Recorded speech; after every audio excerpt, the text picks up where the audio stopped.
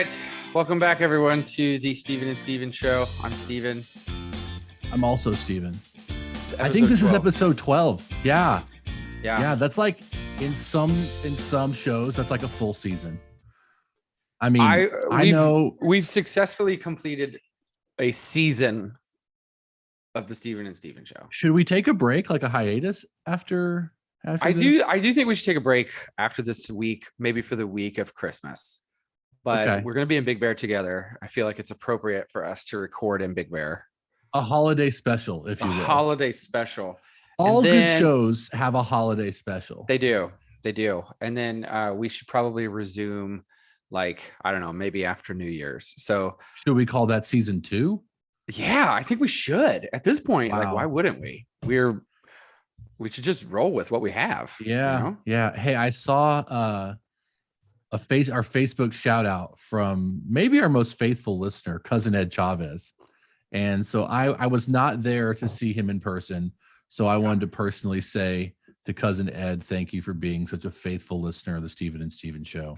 Cousin Ed and I continue your patronage for many years to come. Yes, we talked extensively about the Steven and Steven Show. I don't think everybody understood how strong Cousin Ed's fandom was. Not only was he eager to see me at the cookie party, at the family cookie party a couple nights ago, he had many, many questions about you and I and our dynamic. He had several favorite moments of our podcasts. Oh my gosh, this is awesome. And he's really been witnessing for us, to be honest with you. He's been spreading the good news. The gospel of Steven. That's right. It's like one of those that didn't quite make the Bible, the gospel of Steven. Yeah, this is the gospel of Ed. Gnostic gospel. Yeah. So big shout out to him. I found out that Ed is a huge proponent of our show, listens to us quite regularly, really values the way that the podcast helps with his commute.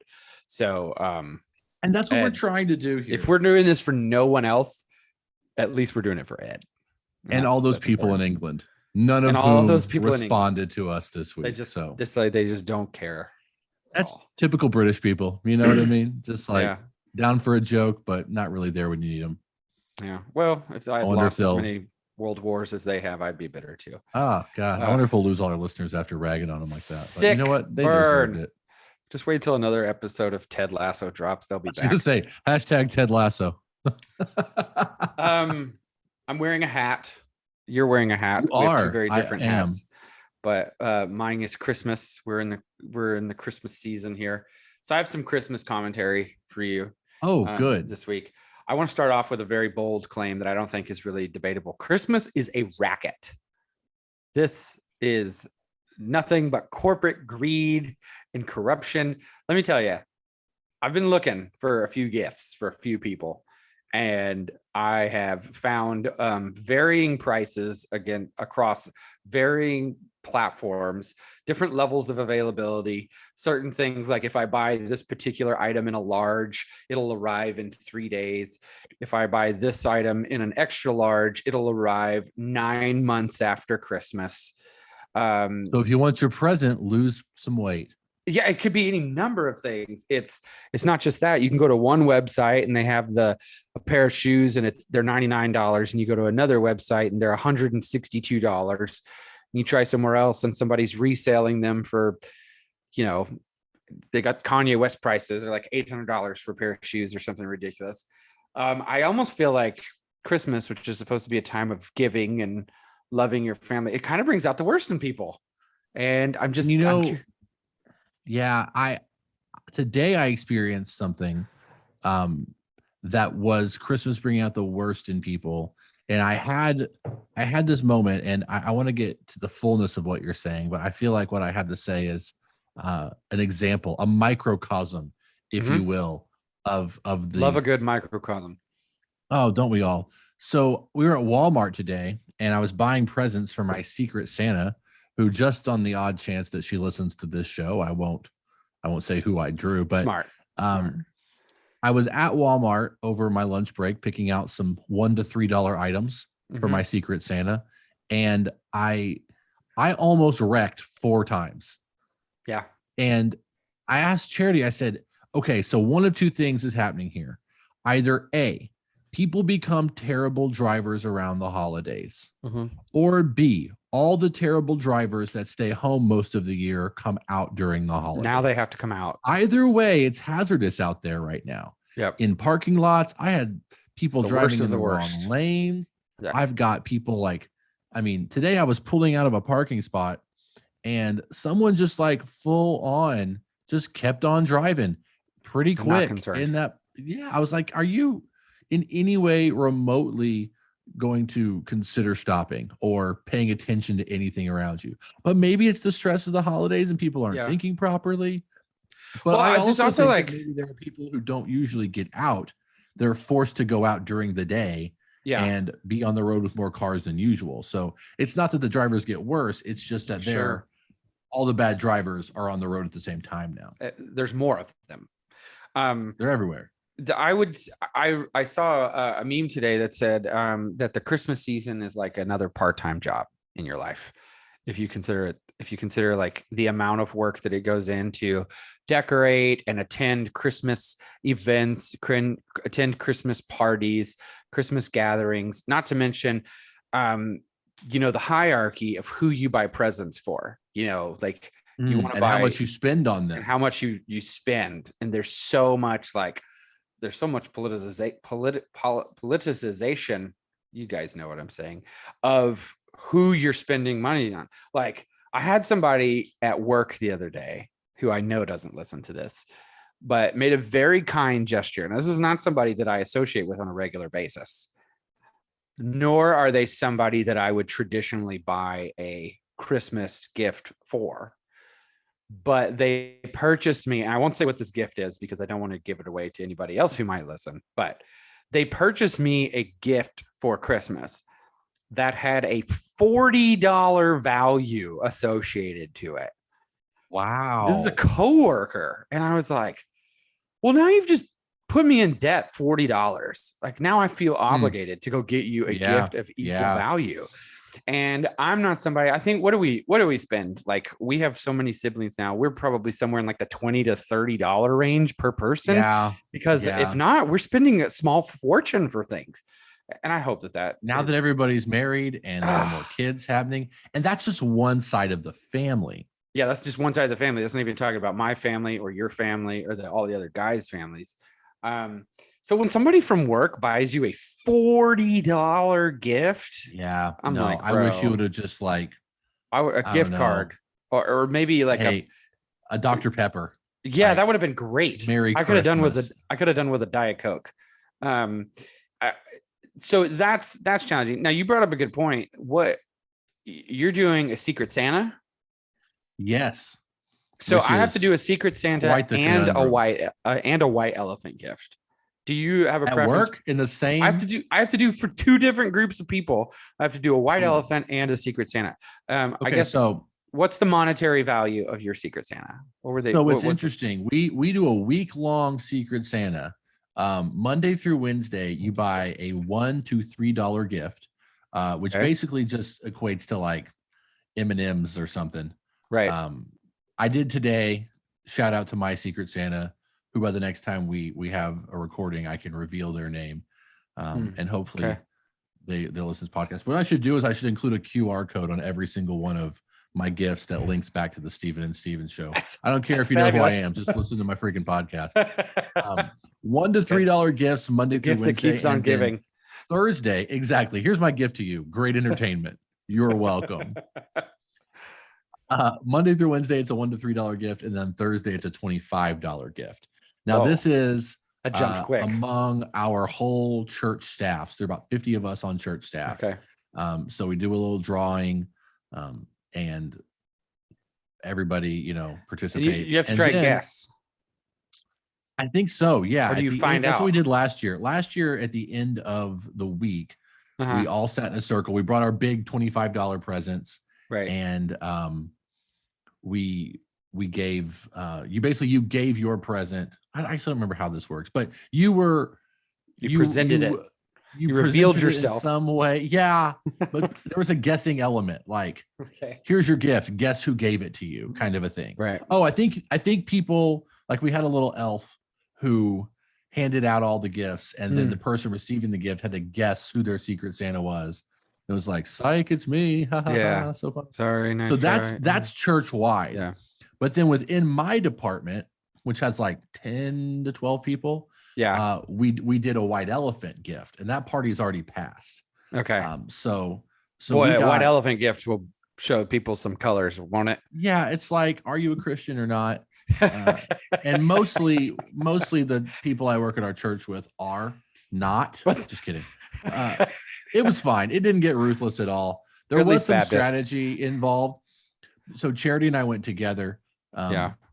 And we, the rule is when a gift is stolen 3 times, it's dead. That's dead. And so there was a particular item that it was my turn to draw, and she had an item that had been, I had an item. It was her turn to draw. I want to get these facts straight. I promise. Yeah. It was her turn to draw. I had an item that had been stolen twice. And she was like, well, I can just steal it a 3rd time and it'll be dead, and we'll guarantee it comes to our house. So you tag teamed it. Yes, we did. That's What's smart. funny is somehow or another, 2 different people brought the exact same gift, and Charity and I both ended up with the exact same gift, which is this little like mini fridge, holds like 4 drinks. It's like a chiller, not really a fridge. It's like a chiller, which is powerful pretty cool, testimony. actually. It was great. So strategy works. Marriage is awesome. Marriage is great when it comes to white elephant gifts. It is. You can never bring a spouse into a white elephant gift exchange. Here's another thing we're doing in our office that is Christmas festive. We're doing, and this is depending on how you look at it, it's kind of a racket. It's kind of a racket. Our boss, our executive director, is initiated a decorating contest for your office or cubicle. Yeah. And ponied up of his own money for the dollars in this. Yeah.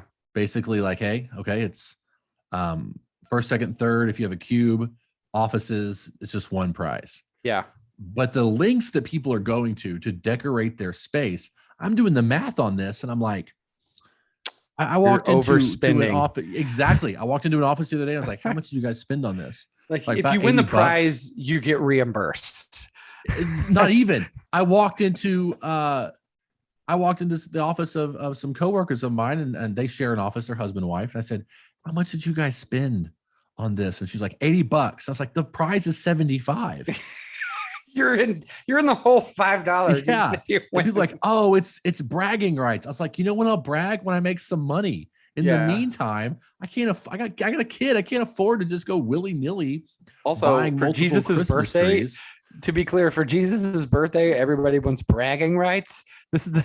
Isn't there a principle like pride coming before a fall? But for Jesus' birthday, I want bragging rights. I know. I need the return on investment if I'm going to spend the money. We have a Slack message, an office Slack message. Do you guys Slack where you're at? We don't. We're a Teams organization. Okay. No ifs, ands, or buts about it. I mean, I'm indifferent, but I Slack is what it is. We have a Slack message in which there was some discussion around the cube office decorating contest. And I'm just being sarcastic at this point. Now it's just, they're like, oh, cash prize. And before they told us how much the cash prize was, I was like, I'm all about a cash prize. I'm gonna have a live nativity scene in my office. Like, you're gonna find some college kids that need some extra internship hours, like hanging out in there with a baby and some live animals. And so I kind of just jokingly said it. And I think people thought I was actually serious. I was like, no, I'm not. We're not I'm really not going to spend any money on this. Yeah. You understand? Like, I bought a $3 tree from Target. I'll put on some Christmas music and a fireplace on my TV, and that's going to be the extent of it. We're done at this point. We got people who have like full on like Buddy the Elf their offices. Yeah, and I'm not doing not it. Good. I have I'm gonna pause. I'm not pausing. I'm just gonna grab something over here. It'll take 5 seconds. Hang on, and I'll show you. I can't wait. This will be great. I'm not gonna edit this out either. This is so real. It's so raw. This is what people tune into the Steven and Steven show for. Is the real? No, it was literally 5 seconds. I'm grabbing it. So this is how we did our Secret Santa at work. So we all gathered before we started and did the draw name thing. We all had to write down a index card, all the things that we like, our interests. Now I have to scale this for you a little bit. I have to give you background on this. I am the only male. Not that we want to, discriminate against any genders, but I identify as a male. And as a male, I work in a department with a bunch of human beings who identify as women. Okay. We'll say birthing people. Yeah. Birthing people, women with a uterus, or these are people with a uterus. There's 15 of them. 15 of them. I'm the only male. Wow. So we did a Secret Santa. And what we're supposed to do is everybody writes their likes and stuff, their interests on these cards. Then they went and stuck them on the refrigerator in our office workspace. And then what you're supposed to do is after you draw the name, then you have like a day to kind of like sneak in and into the break room kitchen. And take your person's card, right? Without being seen, so you don't give it away. So I want to just read to you my assignment of what I'm supposed to buy for this person. Now I have a $25 limit. Okay. That's the max that you can exceed this. Also, I would like to point out that I'm the only male in this department. And I've been married to the same woman for 11 years. So not only am I the only male in the department of women, but I'm also married and I have kids. Here's my assignment. Interests, shopping. Okay. Favorite colors are blue and black. Okay. Clothes. Now this is where it gets weird. Clothes. Tops, size medium. Bottoms, size medium. Shoes, size 8. Makeup, neutral colors. You want me to go buy women's clothing for you? Like, I'm not going to buy women's clothing or makeup for my office companion. Travel. What are you going to buy somebody for $25? $25. Also, please include lip color or eyeshadow. Oh, here's another interest. Relaxing. Okay, so you get a neck pillow for your travel concerns. Maybe I'm going to go with a neck pillow. That's 2 birds with 1 stone. I'm telling you, food and drinks. Coffee from Coffee Bean or Dunkin' Donut. Or working out. Only because I have to. That's the information I was given on this card. So as the only man in this department, like I'm going to go buy this girl some yoga pants and a size medium camisole so that she can go to work out at the gym. I'm not doing this. This is the most ridiculous thing I've ever been a part of. And I'm really stressed out about it. I have to do this by Thursday. But LOL at her for putting her shoe size on this thing. Have you ever considered a gift card? Yeah, that's what she's going to get. She's probably going to get a gift card from Amazon. It could be like, go buy all the size medium jogger pants that you want. Leave me alone. I'm not buying another grown woman. You seem basic enough to love Target. Would you like a Target gift card? Sure. Go find your size 8 shoes at Target from the clearance section. Imagine just walking around, walking around Target looking for some size 8s for your coworker. And the lady's like, "Oh, what size shoe does your wife wear?" Okay, hear me out. Not for my wife, lady. It's for my coworker. Merry Christmas. Don't read into this. It's a coworker. Wait, why are you buying her leggings? Look, my wife is involved. She knows. She sent me down here and she just told me to get a size medium leggings and everything would be okay. Of course, it's the same Target that my wife goes to on a regular basis and knows half the women that work in the women's department. Anyways, I'm so against the Secret Santa thing. Now, the white elephant gift, I try and make buy the most uncomfortable gift I can. Yeah, I was gonna say, do you go kind of like Dirty Santa, like it's a prank, like a gag gift, or do you get like an actual valuable item? I have found, in the past, I got like an anatomy book. So if somebody opens up the gift and it's just like the human body, and that makes people uncomfortable. But I've also gotten some bad gag gifts that I'm like, oh, this was kind of a waste of my time. So I'm gonna go in a different direction this year. Okay. I haven't quite figured out what I'm gonna do yet, but I'm always reminded of one of my Target favorite usually comes in episodes. clutch. Oh, absolutely. The $1 to $5 place at Target, the little You can't go wrong. The spot at the entrance. Yeah. I'm always reminded of the episode of The Office where they do it's Secret Santa, but then Michael turns it in to Yankee Swap, and What's Yankee? Oh, because he bought Ryan the video iPod, and he says a present is like saying, "Hey man, I love you this many dollars worth." And then Kevin draws his own name and gets himself the foot bath. And Creed gets Jim a shirt jacket that apparently was just in his car and delivered in a trash bag. So I need to go back and watch this episode again. That's a great episode of The Office. It's called Secret Santa. I think it's season 2. Yeah. A lot of good Jim Pam foreshadowing in that one. Yeah. So of course. One of my favorite episodes of The Office. Absolutely. Target always comes in clutch though for those types of gifts. I would also like to tell our listeners too, if you're ever in a Target and you're don't get comfortable just going through the first section of the like when you walk in and like you said, there's that the 135 section in the very front of the store. Yes. Take the trip back to the men's section, especially you ladies, where all my single ladies and married ladies, if you're here, go to the men's section. There's always, especially in the holiday season and 4th of July, they have quite a bit. They have like one shelf of a bunch of different things. Like for 4th of July, I once got a fanny pack that was an American flag fanny pack that had speakers built into it. And it was like $10. Yeah. So there's a ton of those types of things that's in the men's section. Good little stocking stuffers for these are that's what it are. They're like stocking stuffers, or they're white elephant gifts or secret Santa gifts. Absolutely. Hey, do you have any Christmas movies that you yes, enjoyed? I actually have Christmas movies on here. So that was going to be one of the things I was going to ask is if you had like do you want to do a top 3? Do you think you can pump out 3? Yeah, Santa Claus 1, Santa Claus 2, and Santa Claus 3. There it is. Okay. Love that trilogy. Love just Tim Allen. Trilogy. You would rather watch Santa Claus 3 over any other movie. It depends what you consider a Christmas movie. Is Die Hard a Christmas movie?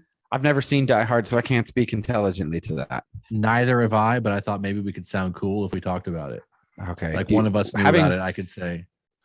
Should we argue about it?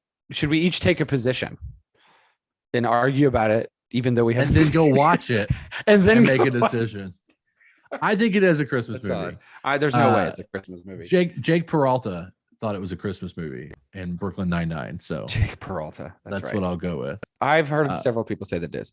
What would you say is your number one favorite Christmas movie?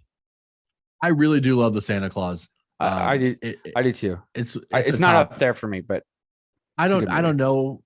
I mean, I think Elf is a little overplayed, but if you give it like a 3-year break and you come back to it, it is pretty good. Like, it's Will Ferrell and like Zoe Deschanel and it's got a lot of really great elements. And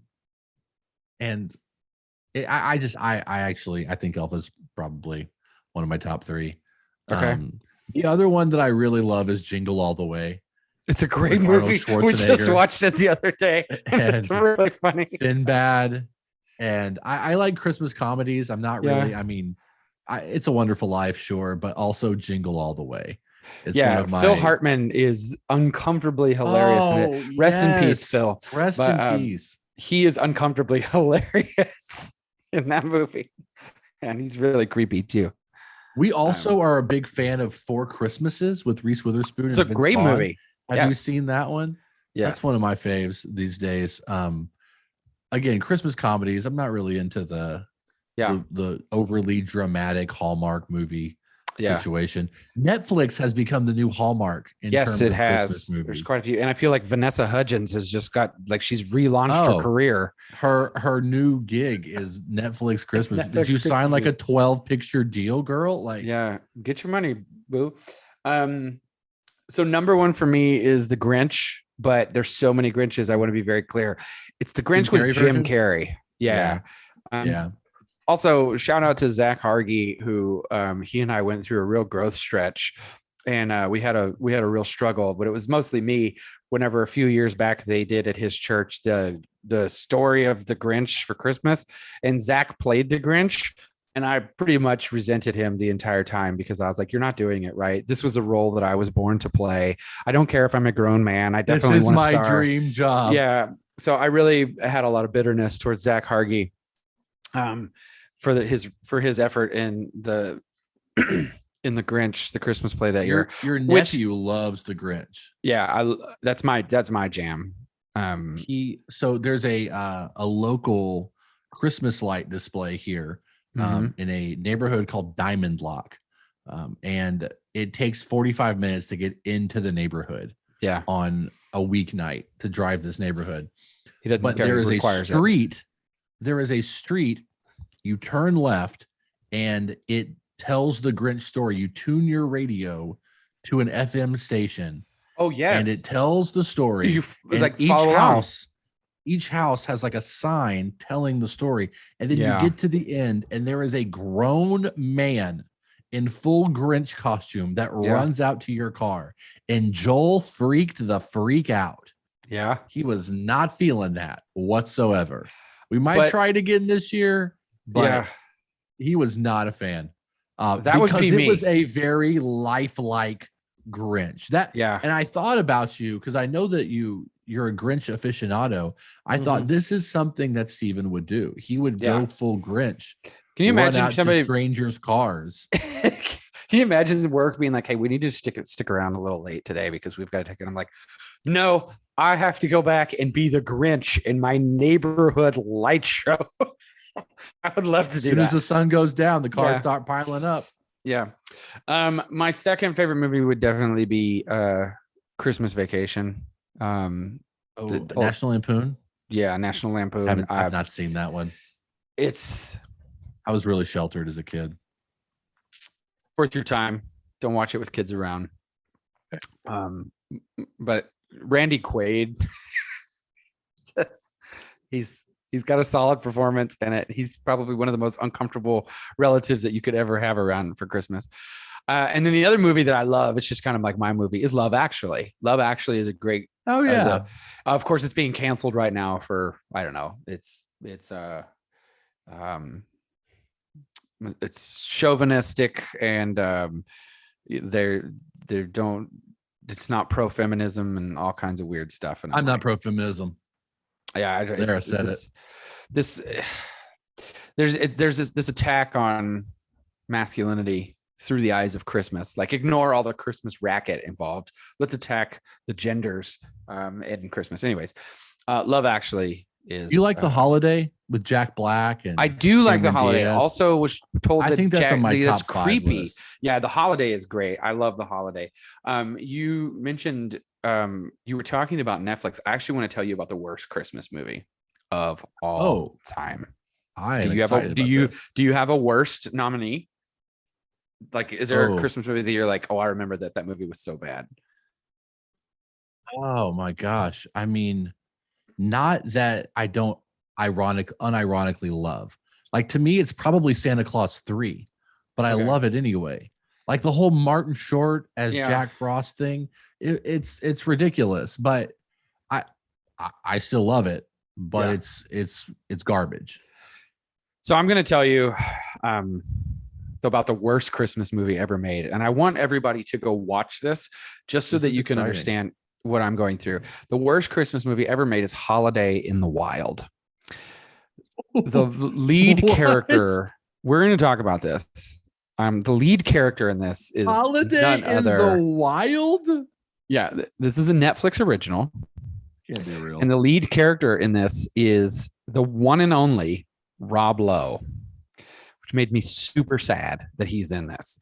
That is And super sad. it's the second his love interest in this is Kristen Davis. Now, Kristen Davis, as we all know, what is she? She is from Sex and the City. That's Charlotte from Sex and the City, which just did a revamp. She's the main character. And I'm going to give you the premise of this story, and I'm 100% going to ruin the plot line, and I don't care who knows it. I'm still telling you all to go back and watch this. So basically, Kristen Davis, she and her husband, I think the movie starts by them celebrating that their son is going off to college. And like any good parent, they just let the kid walk out the door of their house. No, they don't take their kid to college. They're like, bye. And then he goes out the front door, and they don't even go out to the driveway to like go follow him. They just like, love you, bye. So anyways, as soon as the kid leaves, the dad turns around and looks at the mom, which is Kristen Davis, and like, I want a divorce, I'm leaving you, the end. And she's like, huh? Anyways, that's how that goes. I don't even think this is a Christmas movie. I feel like I'm just dumping on this movie now. It might not even be a Christmas movie. It's just called Holiday, but now I'm in it. And we're going to go through a holiday like the vacation holiday. Anyways, the long and short of it, she ends up just getting dumped right when her son goes to college. So she's like, I have to go get away. And they're super rich. She ends up going to Africa. And lo and behold, who's in Africa? Rob Lowe. And what is Rob Lowe doing? He's taking care of an elephant nature preservation thing. And he's got all these elephants, and he's a dreamboat. I want to say that about 80% of this movie is actually not bad. There's some plot line stuff in it, but the last 20 minutes of this movie, I'm pretty sure they ran out of budget and they did the rest of it on a green screen. And there's no other characters other than Rob Lowe and Kristen Davis. Like the cast just disappeared for the last 20 minutes of the show. All the elephants like disappeared budget cuts or something. Yes, they just nosedived out of the back of this movie. I feel like it's got a Christmas element to it, but I can't remember. But the point is it's called Holiday in the Wild. So every time I'm in the holiday season, I think of this horrible movie made in 2019. I do remember a couple of bad Christmas movies I'd like to share. Okay, go ahead. I'm all for it. But to anybody else, go watch Holiday in the Wild. And please tell me what you think of this ending. Wow, it's so obvious. Is really, bro. I'm talking. fallen. I'm talking. We're going from live elephants in the movie to elephants that are on the green screen that Rob Lowe is now trying to interact with. Like wild. Wait, when was it? 2019. It's 2019. It's not that old of a movie. Oh my God. I would really like to know if anybody has seen this movie. Anyways, go ahead. Your worst Christmas movies. Yeah, I remember. Do you remember the movie Jack Frost with Michael Keaton? Yeah. In which he played a snowman, or a dad who became a snowman. And it was super weird. Yeah. It was, but it wasn't as weird as the little known sequel, Jack Frost 2, Revenge of the Mutant Killer Snowman. Oh. That was the year 2000. And it's brutal. And is it also with Michael Keaton? Jack Frost 2? No. Of course not. Let me just put you this way. Jack Frost 2, Revenge of the Mutant Killer. It's a different. Sam is traumatized by his experience from the previous Christmas, battling Jack Frost, a murderous snowman possessed by a serial killer. That's the opening line. Wow. Let me tell you this. The best part about it to me is that because he shares DNA with the previous Jack Frost, the evil snowman, that means that he has a banana allergy. Oh, good. So the killer mutant snowman's only weakness is bananas. That's how we take him out, which will be very helpful to the FBI, who, as this description says, meanwhile, the FBI accidentally resurrects Jack's remains during an experiment. If that doesn't sound like our real FBI, I don't know what does. Another bad one is Santa with Muscles. I don't know that. Which starred Hulk Hogan. course a it kindly does. Santa who's going to protect Christmas with his 24-inch pythons. Oh, that's good.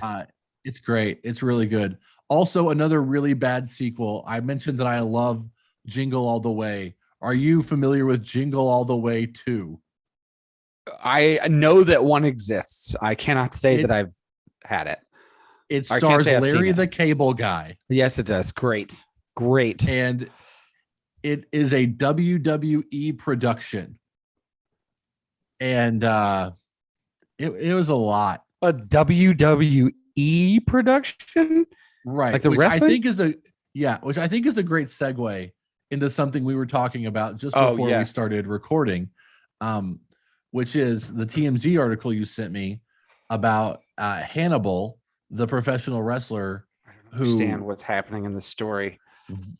I mean, the TMZ article, the headline is just this: wrestler Hannibal violently stabs ref with iron spike, claims ref was hired to bleed. And the TMZ insane. article basically says he hit the ref in the head with a spike so violently he was forced to go to the hospital. This was right in my backyard in Irving. That's why I was And curious if you had heard about it. I not, but this, He knows this I is didn't mean something- to hurt him. yeah. Stabbed him. And the pig. Did you see the pictures in this TMZ article? Yes, Bro, that man's head is jacked. he is But- injured. There, let me talk a little bit about professional wrestling. And I told you I watched the show Heels. I've also been a professional wrestling fan in various degrees of intensity off and on for the last 30 some years. So here's the thing about little rinky dink promotions in Irving, Texas. That's that- supposed to be fake. That's Right. supposed to be choreographed. There is an element of, and choreograph's a better word than fake, because Yeah, like that's true. these guys are beating the crap out of It's- each other. They're They're still pulling very punches a physical. little bit, sure, but Yeah.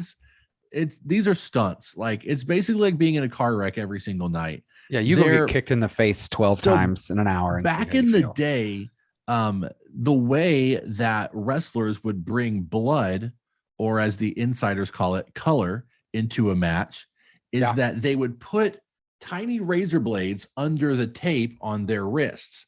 And then there would be a spot in the match where, say, I hit you in the head with a chair, you fall down, and then I go and I like pump my muscles for the crowd, and I'm all braggadocious, and everybody's focused on me. Meanwhile, you're laying on the mat, pulled a small razor blade out of the tape on your wrist, and then cut yourself like close to your hairline.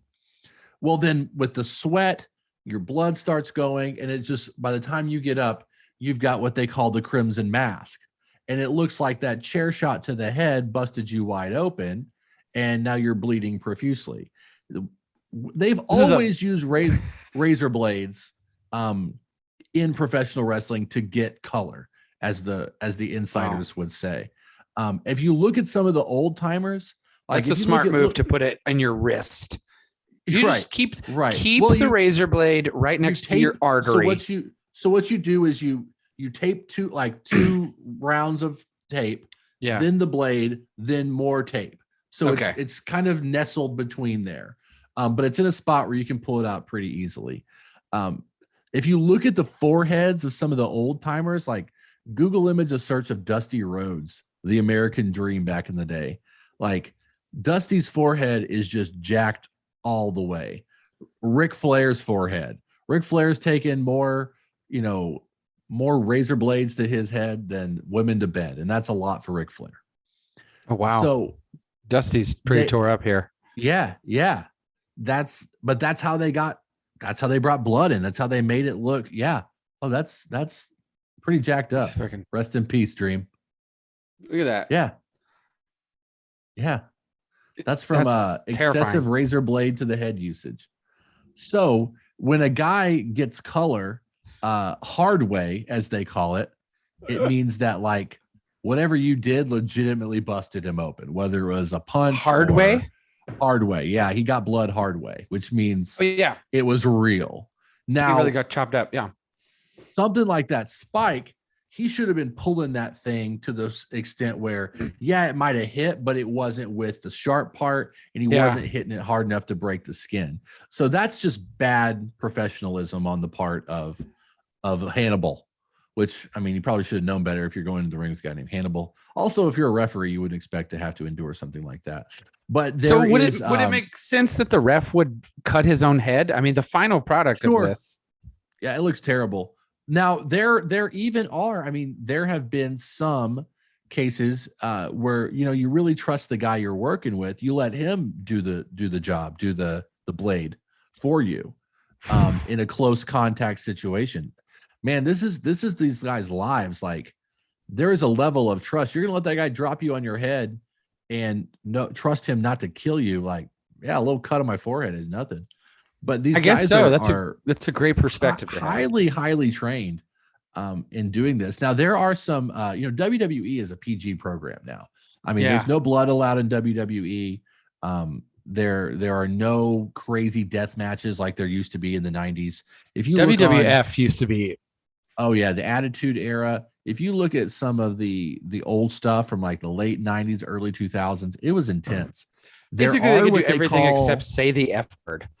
If you go, there's a show on Vice. It's called Dark Side of the Ring, and it's a Canadian documentary show, and they talk all about basically all of the stories in professional wrestling, and they come at it from the perspective of like, this is worked, this is absolutely entertainment. It's not it's not real. So it's not like there's 3 seasons of this thing. It is, and I've watched every freaking episode. It's on Vice. I don't even know what Vice is. It's on Vice. I watch it. I watch another it on streaming Hulu. Service. Okay. I watch it on Hulu. Vice is a channel. The channel Vice. Got it. Yeah, I have. There are some, and I'm looking for. Yeah, there are several different episodes in season 3 about these wrestling promotions. One in particular called Extreme Pro Wrestling, run by a guy named Rob Zakari. Extreme and obscene. Yeah, Extreme Pro Wrestling. And some of the matches, if you just YouTube XPW, and you can look at like death matches, but there, I mean, there's a lot of crossover with like pornography. Don't watch with children. Yeah, I mean, don't watch it all, to be honest with you. But the episode on Vice is pretty insane, specifically for the wrestling element of it. Some of the matches these guys have, I mean, we're talking about guys falling off of like 30-foot scaffolds through exploding tables. I mean, that's just some of the full, like. Do you remember Backyard Wrestling? Do you remember? Yeah, and that's what this is. XPW, MLW, I think is the other one. FMW. There are a lot of different, like, they're not in backyards anymore, but they are full on like independent wrestling companies. CZW is another one. There's a lot of these like small independent wrestling companies that do basically what backyard wrestling was, which is like just you and your friends get together and fake beating the holy crap out of each other and hope you don't actually kill each other. I remember the first time I watched, I mean, I was in college in 2005, and it was my first year, 2004, 2005, when I was a freshman, and the internet was fairly new. And I remember like it was new enough where like YouTube, like you were impressed that you had access to YouTube. Facebook was like, I remember I started a Facebook account in college, and it was like you could only have Facebook if you had a college email address in the beginning. So right around that time, I remember being in my dorm room and I had a laptop, and so I was able to access like YouTube and watch backyard wrestling, like the days of like Kimbo Slice, like whenever he was like one of the first dudes and these people would just annihilate each other. Like, is this real? this can't be real. Like, but it was real. And I was like, oh, this is not like WW. It's not like No, WCW that I used to watch it's whenever I not was at a kid. all. Like that guy's legitimately injured. Like they have to take him to the hospital right now. Yeah, Those were good times. like with I like on never wanted to do that. trampolines. Yeah. Yeah, I'm watching right now some XPW highlights, and it's a lot. The blood is just, I mean, it's extreme. It is honestly more extreme than anything you would see in any other combat sport, and they get away with it because it's quote unquote staged. Like I just watched a man get thrown into some barbed wire. Here's a man with a baseball bat wrapped in barbed wire on fire, and he is literally burning a man on the head. Yeah, it's extreme to say the very, very least. Now, this is how ECW kind of used to be back in the day, when like WWE and WWF and WCW were in their heyday. It was like the extreme alternative. But Yeah. most of our fan base has tuned out now that they realize how much I know about professional wrestling. They were like, we were just talking about Christmas. And you had to go and talk about it. Some guy named Hannibal. Merry Christmas, you filthy animal. Merry Christmas. I do have one complaint about Christmas. We can migrate back to this. I actually have a couple complaints about Christmas. I was going to say, I feel like this whole thing has been a rail on the consumerism of Christmas. How do we not have any new Christmas songs? Yeah, how are we singing the same? We have TikToks and social media accounts and all kinds of stuff like that. And nobody thought to make a new Christmas song since Mariah Carey said, "All I want for Christmas is you." I hate it. I watched I guess it was a meme I saw on Facebook. And there was somebody who was talking about how like you don't like that I'm starting to play my Christmas music before Thanksgiving, but none of y'all are writing any good Thanksgiving bangers. That's true. I mean, we have 0 Thanksgiving songs. I don't even know how to get a Thanksgiving playlist. I typed in Thanksgiving the other day into stuff, and it came up about something about a turkey wringing its neck. It was a hillbilly song. I'm confused how we have everybody wants to go and make an album for anything. Well, I will say a new Christmas song.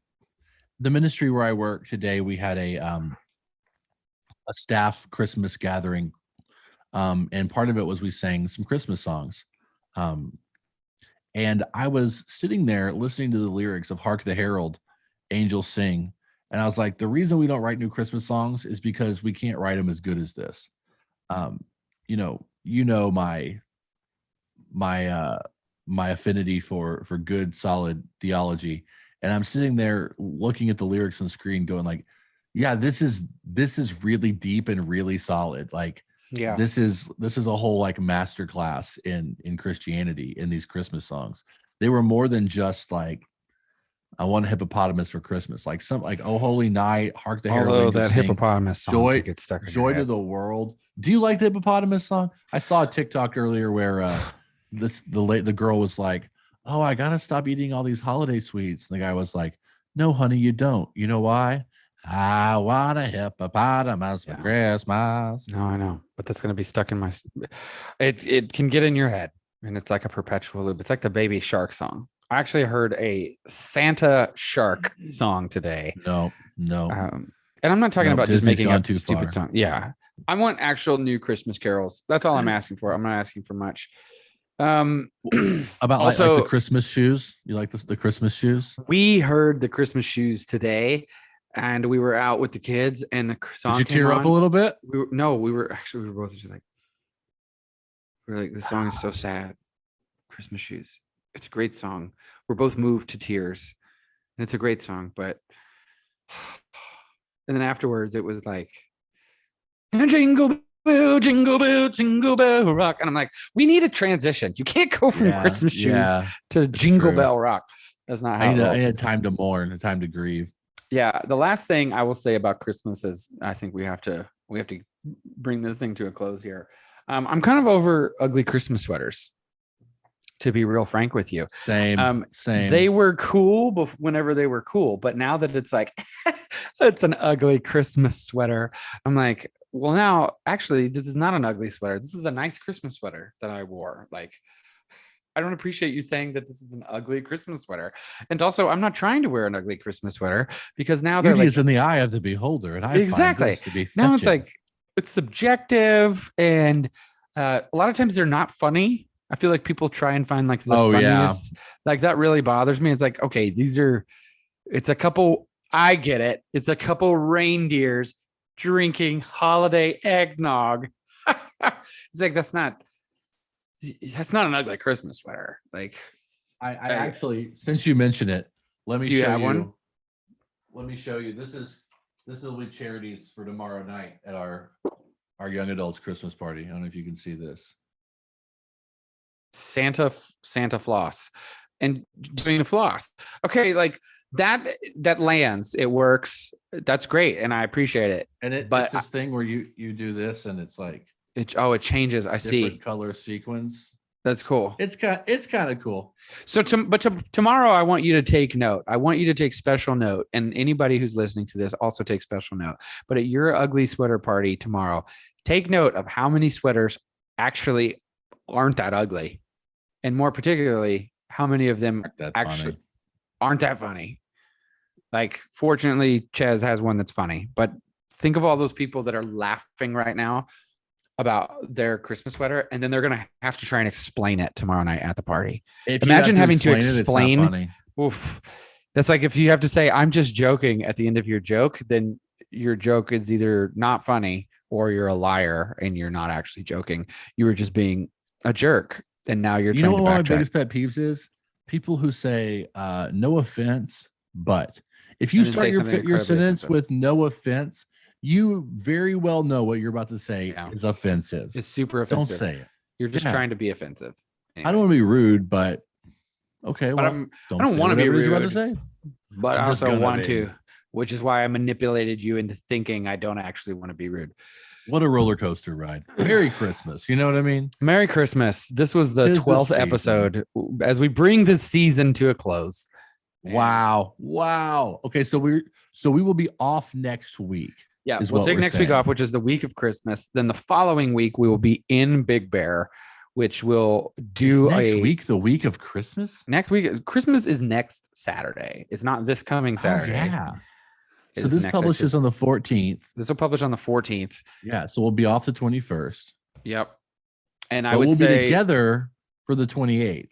We should expect to have a 28th podcast. And then we'll take another week off, get through the new year. And then maybe we're back in action again. I know that I'm going to be in Texas traveling back, but we should be ready to roll again for the 11th of January of the new year, 2022. Remember season 2 of the Steven and Steven Show. Season 2 of the Steven and Steven Show. Merry Christmas, bud, and look forward to seeing you in a few weeks. Thanks everybody for listening. Don't forget to follow us on social media. You can follow the Hailstone on Twitter and Instagram, Stephen Shelton, Twitter and Instagram, and the two Stevens, Twitter and Instagram. And don't forget to email us and TikTok and the Stephen and Steven Show at gmail.com. Email all your questions and comments. Please leave us a review. If you're in England, give us a shout out. Dare you? Maybe just while you're listening to us on the tube. And thanks again, Ed, for all your love. On your Amazon Echo. All right, everyone. Thanks for listening. Cheers.